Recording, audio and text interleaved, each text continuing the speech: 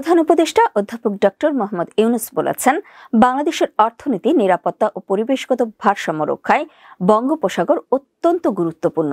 শুধু বাংলাদেশই নয়, পার্শ্ববর্তী দেশগুলোও তাদের অর্থনৈতিক সমৃদ্ধির জন্য বঙ্গোপসাগরের ওপর অনেকাংশে নির্ভরশীল। বিশ্ব হাইড্রোগ্রাফি দিবস 2025 উপলক্ষে 20 জুন শুক্রবার এক বাণীতে তিনি এ আহ্বান জানান।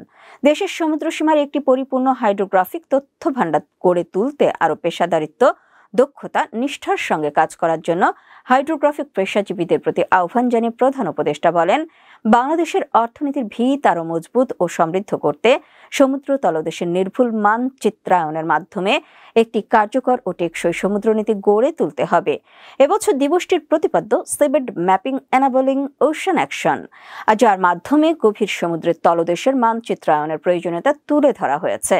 অত্যন্ত যুক্তিযুক্ত হয়েছে বলে অধ্যাপক মোহাম্মদ ইউনূস মনে করেন। তিনি বলেন, বর্তমান অন্তর্বর্তী সরকার দেশকে একটি উৎপাদনমুখী ও আঞ্চলিক অর্থনৈতিক কেন্দ্রে রূপান্তরের লক্ষ্য নিয়ে কাজ করছে।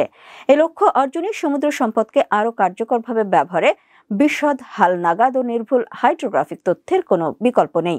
অধ্যাপক ডক্টর মোহাম্মদ ইউনূস বলেন, বাংলাদেশের উপকূলীয় অঞ্চল ও সমুদ্রসীমার হাইড্রোগ্রাফিক জরিপ, চার্ট প্রস্তুত, দেশি ও বিদেশি সব জাহাজের নিরাপত্তা নিশ্চিতকরণ এবং আন্তর্জাতিক মানদণ্ড অনুযায়ী তথ্যপাত্যের বিনিময়ে বাংলাদেশ নৌবাহিনীর হাইড্রোগ্রাফিক বিভাগ নিরলসভাবে কাজ করে যাচ্ছে। বিশেষ করে জাতিসংঘের সমুদ্র আইন অনুযায়ী আমাদের মহিসোপান অঞ্চল নির্ধারণ এবং সুনীল অর্থনীতি বিকাশে হাইড্রোগ্রাফিক বিভাগের কার্যক্রম অত্যন্ত গুরুত্বপূর্ণ। তিনি আশা প্রকাশ করেন, আমাদের সামরিক ও নৌ নিরাপত্তা নিশ্চিতের পাশাপাশি হাইড্রোগ্রাফি বিভাগ সমুদ্র বন্দরের উন্নয়ন, মৎস্য সম্পদ সংরক্ষণ, তেল ও গ্যাস অনুসন্ধান এবং উপকূলীয় দুর্যোগ ব্যবস্থাপনায় আরও সক্রিয় ভূমিকা পালন করবে।